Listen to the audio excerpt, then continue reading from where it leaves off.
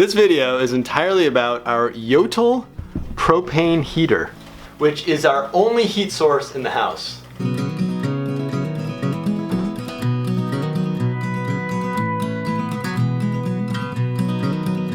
So we built this house ourselves about 4 years ago, and it's just over 1,000 square feet, and it's pretty well insulated. We've got 2-inch solid foam insulation entirely encasing the house, new double pane windows, etc. So we thought we would go with a very simple heating solution for the house, and so far it's been working pretty well. It is about 25 degrees outside right now, and it's toasty in here. So we got just 2 modifications for the heater. One was we did install the fan blower, which is underneath here, and we got the remote that went with that. The fan is really nice because it circulates the heat. The remote is okay, but it does have some negatives. I'll just walk you through the settings if you're thinking about getting one of these, and you can sort of decide for yourself if you like it or not. It has a temperature setting right here, which you can increase or decrease the temperature, and that means that wherever this remote is, that is going to be the sensor location for the thermostat. So if you move this to a cold part of the house, the heater's going to kick in quicker, or if you keep it close to the heater, it's not going to heat up the house as much. Then you've got a flame setting right here. We've got the flame on high.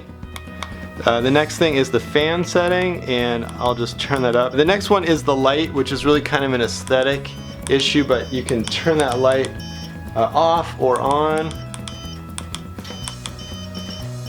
The main negative thing with this remote control is that these batteries only last us about 3 or 4 months, so we're constantly changing out the batteries, and that's a bit of a negative. I would, in retrospect, prefer just to have a thermostat that was hardwired to the heater, but instead we have this remote.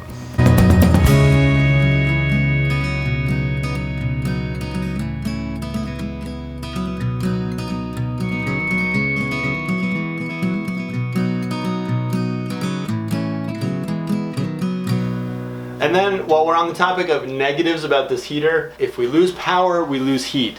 We had thought with the propane heater, this guy was going to stay on and the pilot light would be running all the time, but it doesn't work that way at all.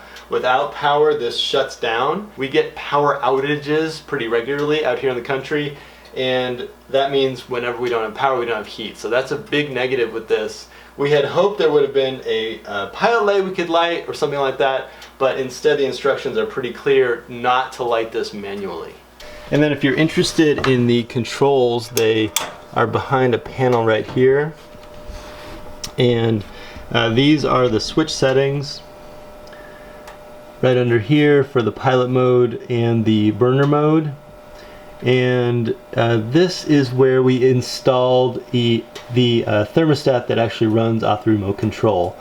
And then back behind here you can see the propane line comes in through the floor. It's that black pipe right back there, and then this is my shut-off valve for the propane connection. And back here you can actually see the blower that we added after we installed the heater. So the best thing about the heater is that it actually heats our 1,000 square foot house, and that is excellent. And it does that with propane, and it has a very small footprint in the house and is much less complicated than a furnace system or radiant heat. The other thing is that it just looks good. It has that old-fashioned look while still being a modern high-efficiency furnace.